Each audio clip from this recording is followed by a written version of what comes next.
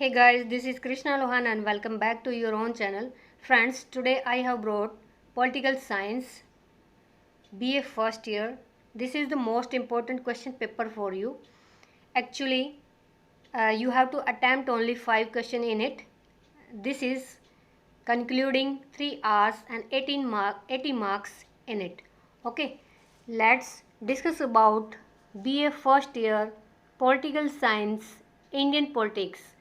Paper option यहाँ पे आपका पेपर 2 है, ऑप्शन 1 रहेगा। इसके एक एक क्वेश्चन को आप अच्छे से पढ़िए, अच्छे से लर्न कीजिए, क्योंकि ये बेहतरीन क्वेश्चन पेपर सेट है मेरे हिसाब से। तो ओके, इस क्वेश्चन पेपर में आपको बहुत ही अच्छे क्वेश्चन देखने को मिलेंगे जो कि एक पॉलिटिकल साइंस के क्वेश्चन पेपर में होने चाहिए, और आपकी मेंटलिटी या आपके विचार वहाँ पे आप किस तरह से प्रदर्शित कर पाओगे, ये सारी चीज़ें आप इन्हीं के थ्रू करोगे और अच्छे शब्दों का इस्तेमाल यहाँ पे आप कर पाओगे, क्योंकि इनमें कोई भी ऐसी चीज़ आप डिफ़ाइन नहीं कर पा रहे हो या नहीं पाओगे। ये दोनों ही चीज़ें होंगी आपके साथ कि आप इसको बिल्कुल से लेंथ नहीं दे पाओगे। आपको सिर्फ अच्छी चीज़ें इसमें ही चुनाव करना है, अच्छे से अटैम्प्ट करना है, सारी चीज़ें आपको ध्यान में रखते हुए अच्छे मार्क्स की तरफ आपको बढ़ना है। इसमें से आपको कोई 5 प्रश्न करने हैं। फर्स्ट देखिए, इसमें भारतीय संघवाद का स्वरूप क्या है, what is the nature of Indian federalism. 16 number का आपका ये क्वेश्चन रहेगा। बहुत ही अच्छे तरीके से भारतीय संघवाद की आपको डेफिनेशन देते हुए कुछ कोटेशंस लिख सकते हैं। फिर आपको इसका स्वरूप लिखना है, वो भी आपको एक ऐसे टाइप क्वेश्चन की तरह नहीं लिखना है, इसको आपको बिल्कुल गद्य की तरह लिखना है, जिसमें आपको एक पैसेज में बहुत ही अच्छी बातें लिखनी है, फिर दूसरे पैसेज में आपको इसी तरह से आपको फॉलो करना है। बाद में निष्कर्ष जरूर लिखिएगा, क्योंकि ये आपके क्वेश्चन को बिल्कुल पूर्णतया साबित करता है, आपके विचारों को प्रदर्शित करता है, और इसमें आपको मार्क्स भी अच्छे मिलेंगे। सेकंड क्वेश्चन देखिए, राज्य स्वायत्तता से आपका क्या अभिप्राय है, इसको स्पष्ट कीजिए। What do you know about the state autonomy and define.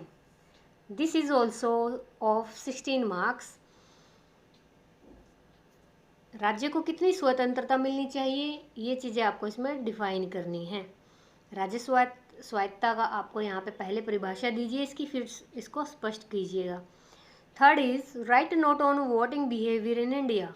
Bharat में मतदान व्यवहार पर टिप्पणी कीजिए। किस तरह से व्यवहार होता है मतदान का, ये आपको यहाँ पे स्पष्ट करना है। आप देख चुके हैं, अब तो आप BA फर्स्ट ईयर में हैं, तो आप सभी के पास वोट्स हैं, आपको राइट टू वोट है, तो आप इस चीज़ को अच्छे से समझ पा सकते हैं कि किस तरह से वोटिंग होती है, किस तरह की जो व्यवस्थाएं सरकार की तरफ से स्थापित की जाती हैं, क्या उसमें ज़रूरी चीज़ें हैं जो आपको भी फॉलो करनी होती हैं, और इसके साथ साथ जो कैंडिडेट जो चुनाव में खड़ा होता है उसको क्या क्या इन चीज़ों का ध्यान रखना पड़ता है, नियम, शर्तें, फैसिलिटीज़, खर्चे, सारी चीज़ें आप इसमें स्पष्ट कीजिएगा। नेक्स्ट देखिए, define the feature of Indian party system. भारतीय दलीय प्रणाली की विशेषताएं बताइए। दलीय प्रणाली, जितनी की पार्टी हैं भारत में, देखिए आपको यहाँ पे नेशनल पार्टीज़ को भी डिस्कस करना है, साथ में जो स्टेट पार्टीज़ हैं उनको भी डिस्कस करना है, कुछ पक्ष विपक्ष के जो आपको पार्टीज़ हैं उनके बारे में भी डिफाइन, यानी कि एक तरह से आपको जितने भी भारत में दल हैं, पार्टी हैं, चाहे वो नेशनल तौर पे हैं चाहे वो स्टेट तौर पे हैं, आप इन दोनों को डिफाइन कीजिएगा। फिफ्थ क्वेश्चन देखिए, right a note on election commission of India. भारतीय चुनाव आयोग पर नोट लिखें। भारत का जो चुनाव आयोग है उसके बारे में आपको यहाँ पे डिफाइन करना है। सबसे पहले भारतीय चुनाव आयोग का आप छोटा सा, बिल्कुल छोटा सा गठन बताइएगा, इसमें कौन कौन होता है।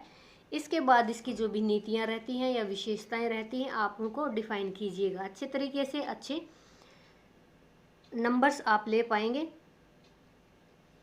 What do you mean by politics in defection.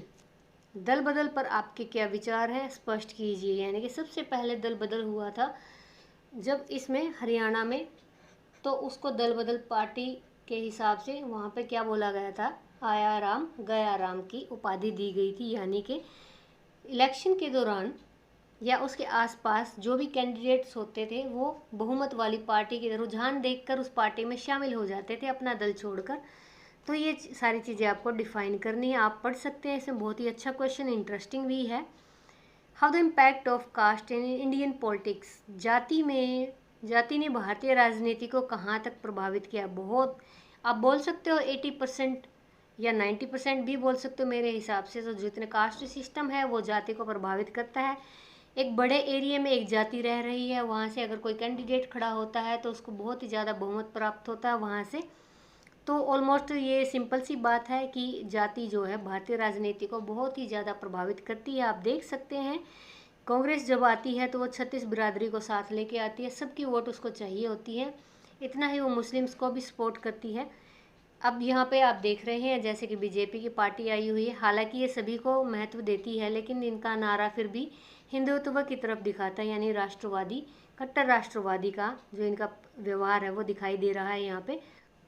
दोस्तों आगे क्वेश्चन पेपर पे बढ़ते हुए मैं आपको सिर्फ एक बात बताना चाहूँगी कि अगर आप नए हैं मेरे चैनल पर तो आप चैनल को सब्सक्राइब कीजिए। वीडियो अगर आपको अच्छी लगती है तो शेयर कीजिए। दूसरों की हेल्प करना सबसे बड़ा कर्तव्य होता है। किसी को भी आप चीटिंग कराने से अच्छा आप उसकी हेल्प करें, उसका काम कराएं, तो वो ज़्यादा बेटर रहेगा, ना कि उसकी आप चीटिंग कराएं। तो दोस्तों आप चैनल को सब्सक्राइब करें और साथ में बेल आइकॉन को भी ज़रूर प्रेस कीजिएगा, ताकि आपके कंटेंट से रिलेटेड हर एक न्यू वीडियो आप सबसे पहले मेरे चैनल पर देख पाएँ और उसका फ़ायदा उठा पाएँ। 8th question is critically define the defects in Indian electoral system। भारतीय चुनाव प्रणाली के दोष क्या हैं, इसको आपको बिल्कुल आलोचनात्मक तरीके से दिखाना है, यानी जितनी हो सकती है आप क्रिटिक्स इसमें करके बताइएगा कि भारतीय चुनाव प्रणाली में दोष क्या है। देखिए खर्चा ज़्यादा होता है, जातिगत मामले इसमें उठाए जाते हैं, भावनाओं को भड़काया जाता है, हिंसा भी होती है, आप देख रहे हैं, ये सारी चीज़ें आप जानते हैं। तो इसमें डिफाइन कर दीजिएगा। 16 नंबर का क्वेश्चन है, अच्छे तरीके से आप इस क्वेश्चन को तैयार कीजिएगा। इसमें अगला क्वेश्चन रहेगा आपका ऑब्जेक्टिव टाइप है, इसमें आपको एमसीक्यूज अटैम्प्ट करने हैं।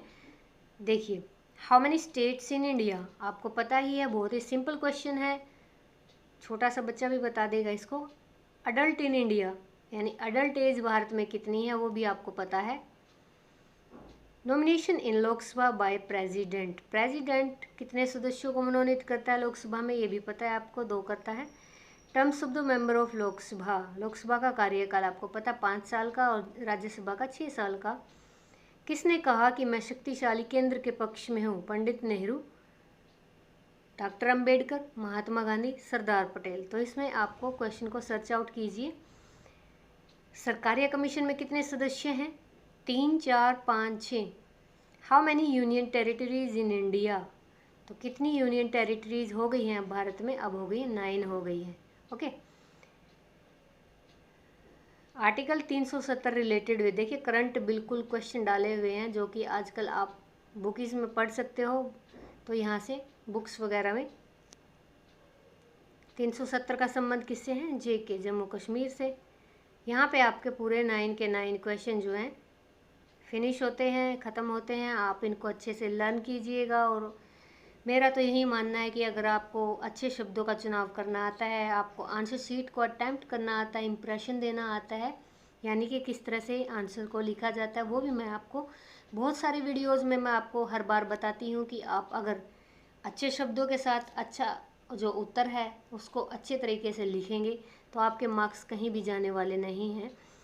किसी भी क्वेश्चन पेपर को जो सेट करते हैं और जो आपके आंसर्स चेक करते हैं एग्जामिनर्स, उनके हाथ से नंबर कहीं भी नहीं जा सकते अगर आप अच्छे से इस चीज़ को फॉलो करेंगे जो कि मैंने आपको बताया है।